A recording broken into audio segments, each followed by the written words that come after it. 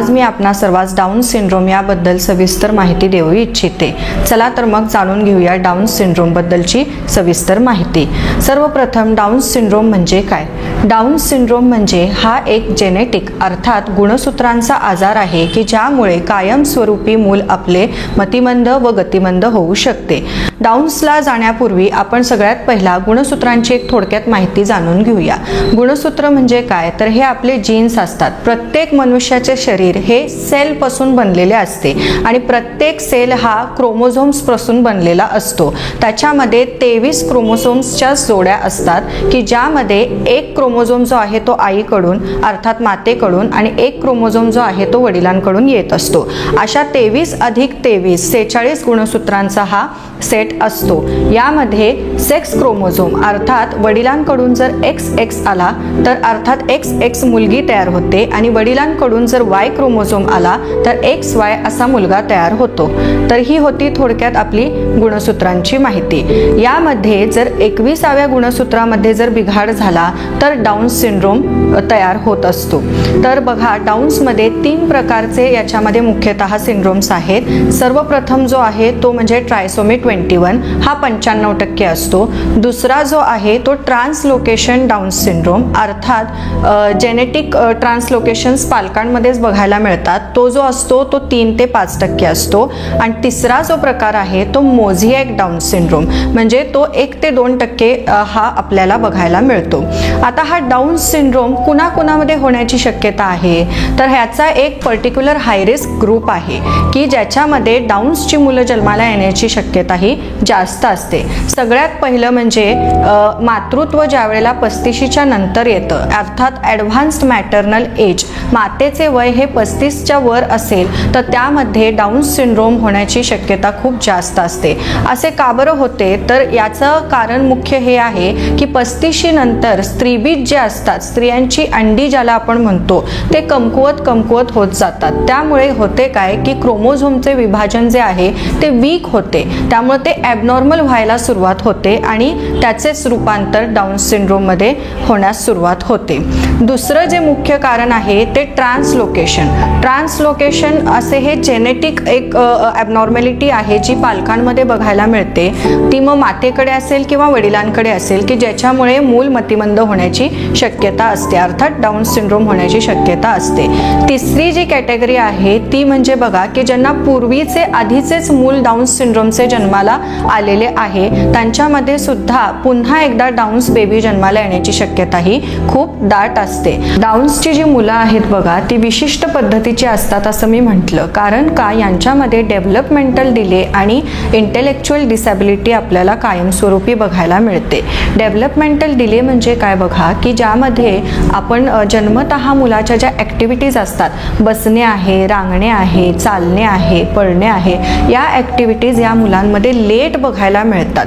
अर्थात नॉर्मल मुलं ही डाऊन्सच्या मुलांच्या तुलनेत पुढे असतात गतीने आणि बुद्धीने देखील आणि ही डाऊन्सची मात्र मुलं जी आहेत दुर्दैवाने नॉर्मल मुलांच्या तुलनेत दुपटीने पाठीमागे पडतात। आता डाऊन्स सिंड्रोम ही मुलं जी असतात ना ही दिसायला देखील विशिष्ट पद्धतीची असतात। यांचं डोकं लहान असतं, मान सुद्धा लहान असते, त्याला शॉर्ट नेक अशी टिपिकल टर्मिनॉलॉजी आहे। यांचे हातापायाची बोटं ही देखील शॉर्ट असतात, हात पाय देखील अखूड असतात आणि मुख्यतः म्हणजे आपल्या नॉर्मल मनुष्यांसारखे त्यांच्या हातामध्ये भाग्यरेखा बघायला मिळत नाहीत। त्यांच्या हातामध्ये फक्त सिंगल पाल्मार क्रीज अशी एकच रेष आपल्याला बघायला मिळते। आता बघा ह्या डाऊन्समध्ये या मुलांच्यामध्ये रोगप्रतिकार शक्ती देखील कमी असते। त्याच्यामुळेच यांना इन्फेक्शियस आजार कॅन्सर याची सुद्धा खूप हाय रिस्क असते आणि यांच्यामध्ये इतर आजार जसे की थायरॉइड आहे, फिट आहे, प्रीमॅच्युअर एजिंग आहे हे सुद्धा आपल्याला बघायला मिळते। आता ह्या डाऊन्सचा काही इलाज आहे का तर नाही। डाऊन्स सिंड्रोमला दुर्दैवी कुठलाही कसलाही इलाज नाही आहे।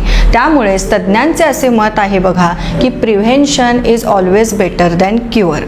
कारण का हे बघा की याच्यामध्ये डाऊन सिंड्रोमच्या मुलांची लाईफ एक्सपेक्टन्सी जी असते ती सुद्धा खूप कमी असते. दुर्दैवी ही मुलं 10 वर्षाच्या आतच मृत्यू पावतात आणि क्वचित प्रसंगी 50 वर्षापर्यंतचे सुद्धा डाऊन्सचे व्यक्ती आपल्याला बघायला मिळाले आहेत. परंतु बघा, प्रिव्हेन्शन इज बेटर क्युअर हे असे मी का म्हटले, कारण डाऊन्सला ट्रीटमेंट नाही. त्यामुळेच ह्याच्यासाठी सायन्सने काय केलेले आहे, आधुनिक पद्धतीच्या काही तपासण्या निर्माण केलेल्या आहेत की ज्याच्यामुळे आपल्याला डाऊन्सचे जे निदान आहे ते गर्भवती असतानाच समजू शकते, जेणेकरून आपण डाऊन्सचे मूल जन्माला येण्याचे प्रिव्हेंट करू शकतो. चला तर मग जाणून घेऊया की त्या कोणत्या कोणत्या तपासण्या आहेत. तर मुख्यतः बघा 3 प्रकारच्या तपासण्या आपल्याला याच्यामध्ये बघायला मिळतात. पहिली कॅटेगरी जी आहे ती म्हणजे रक्ताची तपासणी, दुसरी कॅटेगरी जी आहे ती बघा सोनोग्राफी आणि तिसरी कॅटेगरी जी आहे ती पाणी काढण्याची तपासणी. तर पहिली कॅटेगरी आहे ती रक्ताची तपासणी. याच्यामध्ये मुख्यतः 3 प्रकारच्या तपासण्या आपल्याला बघायला मिळतात. स्क्रीनिंग टेस्टमध्ये डबल मार्कर आणि क्वाड्रुपल मार्कर या 2 तपासण्या उपलब्ध आहेत. डबल मार्कर जी तपासणी आहे ती साधारणतः 12 ते 13.5 आठवड्यांपर्यंत आपल्याला करता येते आणि क्वाड्रुपल मार्कर जी तपासणी आहे ती साधारणतः 15 ते 20 आठवड्यांपर्यंत आपल्याला करता येते. याच्यामध्ये मातेचेच रक्त घेऊन तपासले जाते आणि त्यामध्ये बायोकेमिकल प्रोफाईल अर्थात हॉर्मोन्स तपासले जातात. डबलमध्ये 2 प्रकारचे हॉर्मोन्स चेक केले जातात, क्वाड्रुपलमध्ये 4 प्रकारचे हॉर्मोन्स तपासले जातात. याच्यामध्ये मुख्यतः काय आहे की डाऊन सिंड्रोमची जी मुलं असतात त्यांच्यामध्ये बीटा HCG हा जो हॉर्मोन असतो तो खूप प्रमाणात वाढलेला असतो. याच्यावरून आपल्याला समजू शकते की डाऊन्सचे स्क्रीनिंग टेस्ट ज्या आहेत त्या डबल मार्कर आणि क्वाड्रुपल या हाय रिस्क आहेत का लो रिस्क आहेत. म्हणजे स्क्रीनिंगमधूनच आपल्याला एक अंदाज बांधता येतो की होणारे मूल हे डाऊन्सचे आहे की नाही. आता तिसरी जी तपासणी आहे ती NIPT. NIPT म्हणजे नॉन इन्व्हेसिव्ह प्रीनेटल टेस्टिंग. याच्यामध्ये डाऊन्स सोबत इतर देखील गुणसूत्रांच्या तपासण्या होतात. याचा साधारणपणे एक 25 ते 30 हजार रुपये खर्च येतो. याच्यासाठी सुद्धा मातेचेच रक्त घेतात आणि त्यामधून फिटल DNA एक्स्ट्रॅक्ट करून त्याच्यावर टेस्टिंग केले जाते आणि डाऊन सिंड्रोमचे स्क्रीनिंग केले जाते. क्वाड्रुपल आणि डबल मार्कर या दोन्हीची शाश्वती साधारणतः 60 ते 65% आहे आणि याचीच जर कॉम्बिनेशन आपण सोनोग्राफी सोबत केली अर्थात NT स्कॅन बद्दल ज्याची मी आपणास पुढे माहिती देणार आहे तर त्याची शाश्वती साधारणतः 75% असते आणि NIPT जी तपासणी आहे त्याची शाश्वती साधारणतः 99% असते. आता दुसरी जी कॅटेगरी आहे ती मी तुम्हाला म्हटलं सोनोग्राफी. तर सोनोग्राफीमध्ये 2 मुख्य सोनोग्राफी उपलब्ध आहेत. पहिली मुख्य सोनोग्राफी म्हणजे NT स्कॅन. NT स्कॅनमध्ये बघा साधारणतः 12 ते 14 आठवड्यांच्या मध्ये हा रिपोर्ट होतो. त्याच्यामध्ये महत्त्वाचे पॅरामीटर्स जे आहेत ते बाळाचे नेझल बोन अर्थात नाकाचे हाड. डाऊन सिंड्रोमच्या बेबीमध्ये ते नेझल बोन एकतर आपल्याला ॲब्सेंट अर्थात नाहीच आहे किंवा हायपोप्लास्टिक अर्थात आखूड आहे असे रिपोर्ट्स बघायला मिळतात. आणि दुसरे जे मुख्य पॅरामीटर आहे ते नकल ट्रान्सल्युसन्सी म्हणजेच NT पॅरामीटर्स की ज्याच्यामध्ये बेबीच्या नेकच्या बाजूचे जे फ्लुइड आहे त्याची मेजरमेंट घेतली जाते. डाऊन्सच्या मुलांमध्ये NTचे जे पॅरामीटर्स आहेत ते वाढलेले दिसून येतात. आता दुसरी जी सोनोग्राफी आहे ती म्हणजे target anomaly. Target anomaly sonography ही नुसती डाऊन्ससाठीच करतात असं नाही तर त्याच्यामध्ये इतर देखील आपल्याला शारीरिक जे गुणदोष आहेत ते सुद्धा समजायला मदत होते.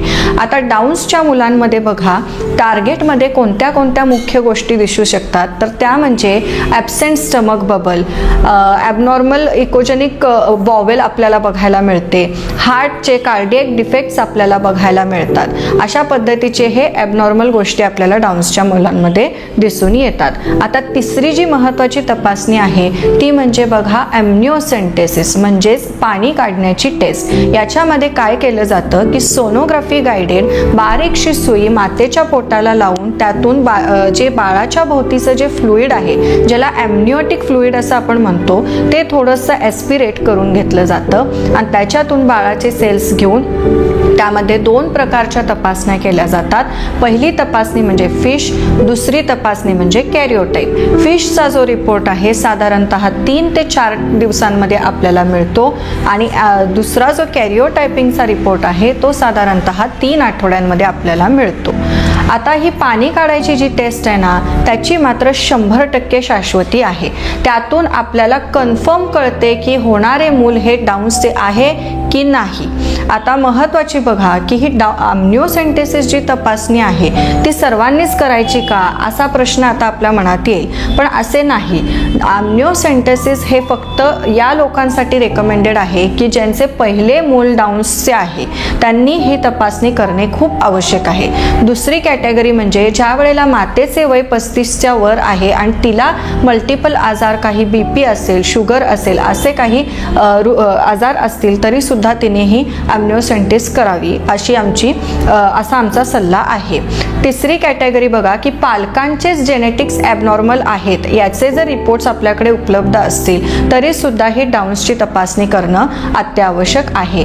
आणि ज्या लोकांचे क्वाड्रुपल, डबल किंवा NIPT हे हाय रिस्क आलेले आहेत किंवा स्क्रीनिंग पॉझिटिव्ह आलेलं आहे त्यांच्यामध्ये सुद्धा ही आम्निओसेंटेसिस तपासणी करणं खूप आवश्यक आहे.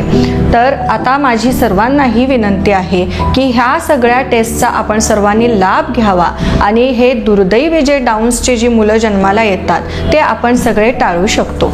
धन्यवाद.